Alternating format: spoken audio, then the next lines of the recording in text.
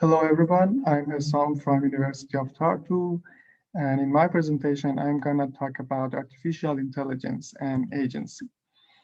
In the first part, I'm gonna talk about the problem of many hands, which refers to a situation where so many people are involved in the course of action, but it is not clear who is responsible for the outcomes. Then I'm going to talk about the problem of many things, which is another version of the first problem, but a bit more complicated because of the presence of AI machines in the uh, process of the action. And then in the next part, I'm going to talk about the standard approach to responsibility and its shortcomings when it comes to deal with these problems. And in the final part, I'm going to talk about Foucault's philosophy as a non-standard approach to responsibility and agency to deal with these problems and provide a solution for them. In today's world, most of things are done by a group of individuals who are collaborating to fulfill complex tasks. And uh, in a situation like this, it is not clear who should be held responsible when something goes wrong because there are so many people involved in the action and none of them is fully aware of the situation. So uh, the problem of many hands is, refers to a situation where a collective of people is responsible for an action, but none of the individuals uh, can be held responsible for the outcomes, which is because of the large number of causes and a spread of knowledge among people. This problem can even get more complicated when AI machines and artificial intelligence is involved in the action.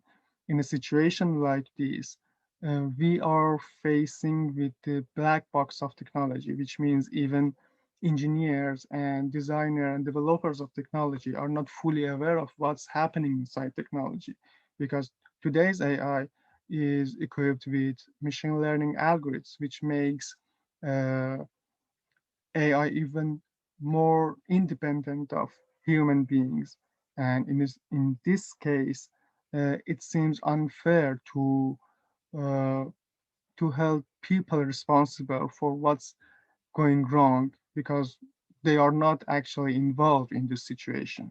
So we need uh, a ground, a basis to allocate, to be able to allocate responsibility to uh, non-human entities. One way to deal with these problems is the standard approach to responsibility, which can be traced back to Aristotle. And according to this approach, there are at least two necessary conditions for responsibility, the control condition and knowledge condition. According to the control condition, the agent must have control over the course of action. The agent must act freely and without coercion. And according to knowledge condition, the doer must be aware of what she has done. The doer needs to have a understanding of what has happened in the situation. Therefore, Agent X is responsible if and only if it is capable of making free choices and deliberating about what one has done. These two conditions require some internal mental states, such as free will, understanding, and intentionality. But this standard view seems insufficient for dealing with the problem of many things because no matter how sophisticated AI machines are and how well they are designed to meet control and knowledge conditions, the epistemological problem regarding uh, AI's inner mental state is insurmountable.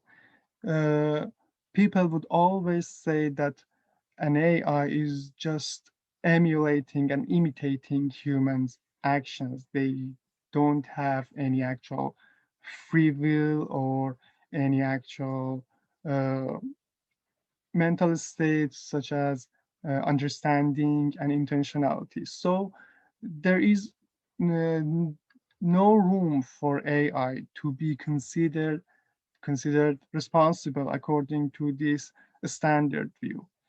And that's why we need to change our perspective and find another solution to solve the problem of responsibility. Here, I want to introduce Foucault's notion of subjectivity as an alternative. And according to Foucault, subject is a historical construction, which is uh, which is developed by power relations. And before explaining the relation between subject and power, I want to emphasize on a distinction between repressive power and enabling power. Repressive power is a general system of domination exerted by one group over another. It can be called the classic notion of power, something like political power, which belongs to a specific group of people, and other groups lack this kind of power. So people in power can take control over the others. It belongs to a specific group. But enabling or normalizing power is necessary and productive. It doesn't belong to a specific group. It's like it's everywhere. It's open up possibilities for agents. So here we have a mesh of power which provide opportunities for agents to act freely. These power relations are temporal and dynamic. They can change through history, and when they change, new possibilities will emerge. So, uh, in Foucauldian sense, being an agent means to be placed in mesh of power, or in other words, being placed in mesh of power is the condition of possibility of being an agent. Uh, but how we can change this power relation, how we can change the mesh of power? According to Foucault, resistance is the key to enter the power relations. And wherever there is resistance, there is power. Resistance and power reproduce each other.